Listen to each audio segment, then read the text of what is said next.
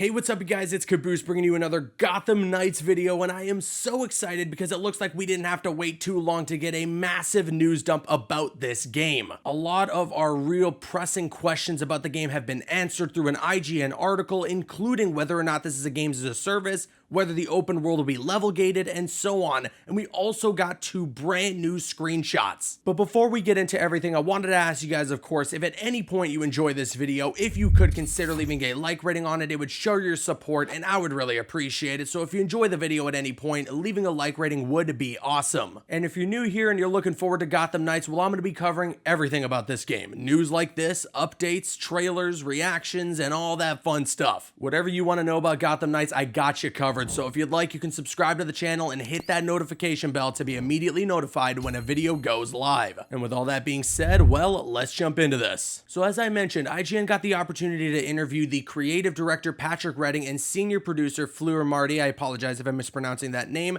to talk about Gotham Knights. As with when I always make these videos, I'm going to leave a link in the description box below if you want to read the actual IGN article top to bottom itself, but I'm going to go over some of the key things from this article today. Starting things off immediately with a question that comes from IGN and asking, will the combat feel like the Arkham games? Is this a similar beat 'em up combat system? And Patrick Redding gives a very detailed answer. He says, we have gone through and iterated on control schemes quite a bit over the course of the whole project, but it'll be comfortable to people who are familiar with third-person brawler type experiences. The way you're accessing some of your special moves and things like that can vary, I'm sure, but in terms of having both attack and defensive choices, having a range of combo choices, having variations in strike types and attack types, being able to combo in your ranged attacks as well as your melee attacks, all of that is there, and I think will be comfortable for people who have played modern, contemporary, third-person action-adventure style brawlers. Yeah, now imagine saying that 3 times fast. But overall, I like what I'm hearing. This has been something that I know a lot of people were really worried about when they saw the Batgirl demo, and I think this should hopefully put some of those worries to rest. It may not be a straight-up Arkham game, it may not feel like a straight-up Arkham game, but I'm sure that some of that Arkham DNA is still injected into this game. But moving on, the next question is in regards to that stamina bar, that special ability bar that you may have noticed in the Batgirl demo. So the question here is,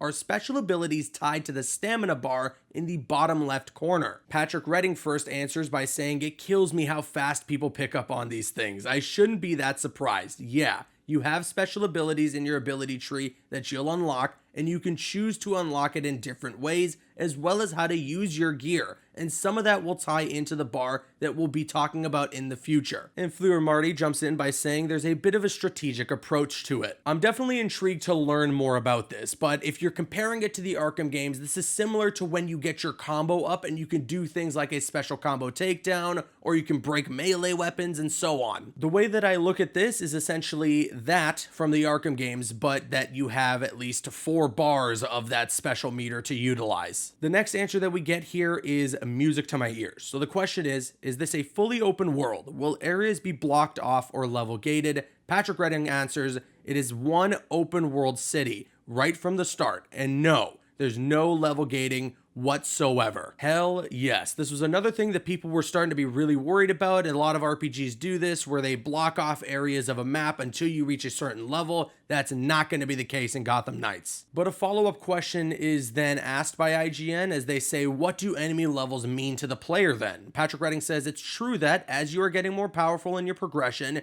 you're going to see a sliding scale in terms of not just the level of enemies, but even some of the types of enemies that you're going to be coming up against. But it's not a grind. It's not a situation where you'll say, oh God, I have to go grind this type of mission in order to level up to this, and then I can get to this. Which again, sounds great to me. And honestly, from the sounds of all this so far, it looks like Gotham Knights is really just going to be a loose RPG. They're going to allow you a little more freedom than RPGs normally would. But in continuing Patrick Redding's quote here, he then went on to say that it's really that when you encounter open world crime activities and other activities that involve the AI, you're going to see a range, right? you might see guys that are a little bit weaker than you and guys that are a little bit stronger than you. And how you approach each of those situations, it presents you with some choices that you're going to have to make. Like, is this a situation where I'm going to maybe swap out a piece of equipment because I think I'm going to handle it better that way? Do I want to take a more stealthy approach? All of those are options that are available to the player, and the level of your enemy is just one factor in deciding that. I've mentioned this before, but there's definitely an element of stealth in Gotham Knights, and I'm really happy about that. So I can't wait to see what it's going to be like to approach some of these encounters with enemies using just stealth tactics, especially if I'm playing online co-op and doing that with a friend. Next up though, IGN asks, how different can the Knights become? Will my Red Hood be different to someone else's Red Hood? Patrick Redding then says, between the ability tree for Red Hood, which is very unique, and his gear spec, and the way you can modify and upgrade both his ranged weapons, his melee weapons, and his suit, absolutely. In fact, that range between character builds remains actually quite robust throughout the entire game. This was like a to be expected thing. I was never really going into Gotham Knights, especially knowing that it's going to be an RPG, expecting that my Red Hood or someone else's Red Hood were going to feel exactly the same, unless by some miracle me and my friend created the literal exact build for the character. But it's also cool that, at least with Red Hood specifically, among the upgrades that you can apply to the character is his ranged weapons, melee weapons, and the suit. This was elaborated in the follow-up question where IGN was asking about how character skins work and whether or not they are made up of individual pieces of armor or full outfits. Fleur Marty immediately chimed in by saying that they're a mix of all that, and Patrick Redding went on to say that, just to be clear, when we're talking about gear, we're talking about your melee weapon, your ranged weapon, and your suit, which does indeed have certain armor characteristics. And then there's your suit style. That's sort of the skinning of the suit. Because we didn't want it to turn into just a random crazy quilt, what we've done is we've got distinct suit looks.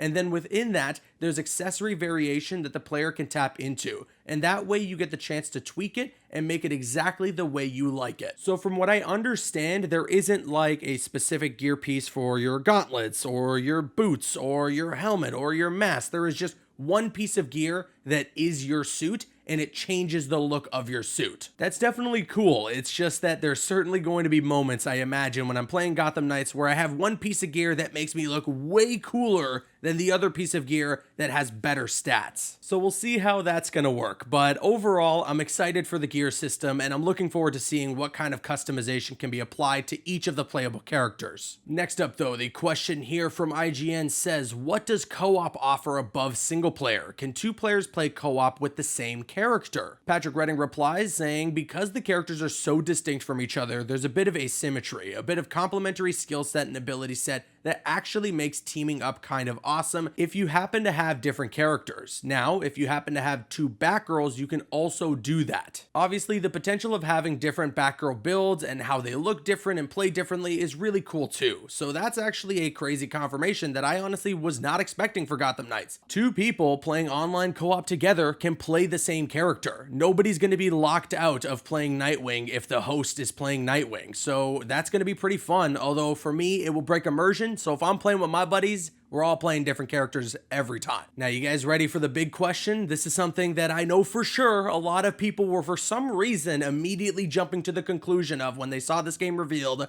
but whatever. The question here from IGN, is this a games as a service? Fleur Marty replies by saying that this is very much not designed as a games as a service. There is an ability tree, which is different for each of the characters, and then there's gear you can craft, and so choices that you're going to be making. But that does not mean that this is games as a service. I'm still not sure why people immediately jump to this conclusion, but I'm guessing it has to do with the fact that online co-op or just multiplayer and games that are made the way Gotham Knights is being made are usually tailored as games as a service experiences, so maybe that's why, but hey, confirmed, Gotham Knights is not doing that. And then IGN follows up. So Gotham Knights is a single self-contained story. Fleur Marty replies once again by saying, yes, absolutely, that you can also completely experience in solo if you want to. You're not going to miss out on anything. If you're playing single player, you can be offline if you want to. We think that teaming up and living that dynamic duo fantasy can be also a really great experience for players, but we won't force it on them. They're saying all the right things right now. Seriously, every major complaint that I've been seeing about Gotham Knights is starting to get axed with each and every answer that's coming from this IGN article, and I'm loving it. Next up was something that I was hoping we could get an answer about soon from WB Montreal in regards to Gotham Knights, and we got it here. So the question from IGN reads, can I play as one knight all the way through? Patrick Redding goes, yup, you could go back to the Belfry and say, oh, I've just unlocked the next major piece of the mystery, and I need to go deal with this thing. And you can decide that this is the perfect opportunity for me to swap out and play somebody else. So we will allow you to dip in and out of those characters. But we know most players will typically gravitate towards that one hero that really reflects their style. But I think it's always possible for people to kind of sit there and incrementally play everybody if they want it. This I'm really intrigued by because basically from the sounds of it, if I wanted to play Red Hood for the entirety of the Gotham Knights story, that's an option that's available to me. Now granted, I'm most likely going to be switching between the heroes for missions and just having fun with each of the characters, but I wonder what kind of replayability this could add to the game. Because I imagine that cutscenes and dialogue and all that stuff that happens throughout the story of Gotham Knights will be different between each character you're playing as in the moment. So for instance, the Batgirl demo, you could probably go through that demo playing as Nightwing or playing as Red Hood, and I wonder how things will then work differently in terms of the dialogue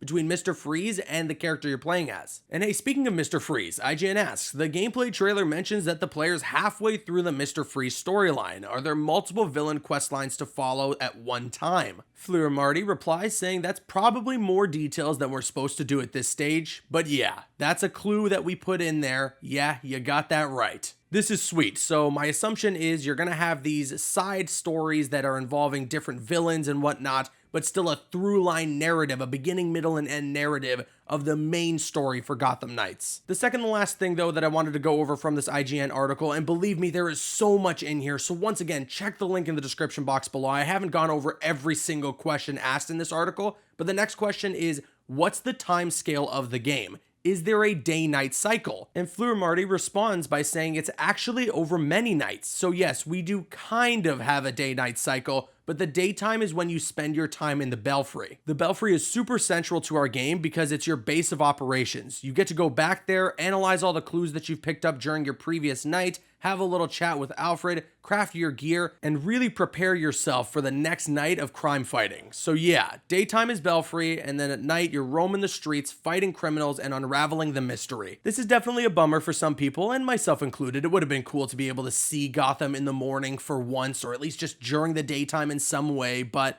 it is what it is, I guess. And the final thing that I wanted to go over in this article, I know this has been a long video and I hope that you guys have been sticking with me and enjoying all the content that's come from it, but the question is, could more stories be told in the Gotham Knights universe? So obviously the question here is, will the game have DLC? Patrick Redding says yes, but I won't say more than that. And Fleur Marty says Gotham Knights is all about growth. There's room for growth. Whether or not Gotham Knights was going to be a games as a service, I think that we could all have expected they were going to add some kind of post-launch content for the game, as that's sort of become the norm for any game. So it's great that they're already hinting at that early on. But with all that said, it now brings us to the end of the video. I hope you guys enjoyed this massive news roundup, and even with all the things that we went over, there's still more to read in that article. So once again, check it out, the link's in the description. And I now want to kick it to you guys and let me know your thoughts in the comments section below. What excites you the most out of this massive news roundup? Let me know your thoughts in the comments. And of course, if you enjoyed today's video, if you could consider leaving a like rating on it, it would show your support and I would really appreciate it. I'm Caboose, and you can click on screen to make your way to one of the other videos on the channel, or you can click my logo to subscribe to the channel if you haven't already. You can also follow me on Instagram and Twitter. Those links are going to be in the description.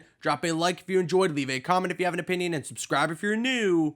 See you guys later.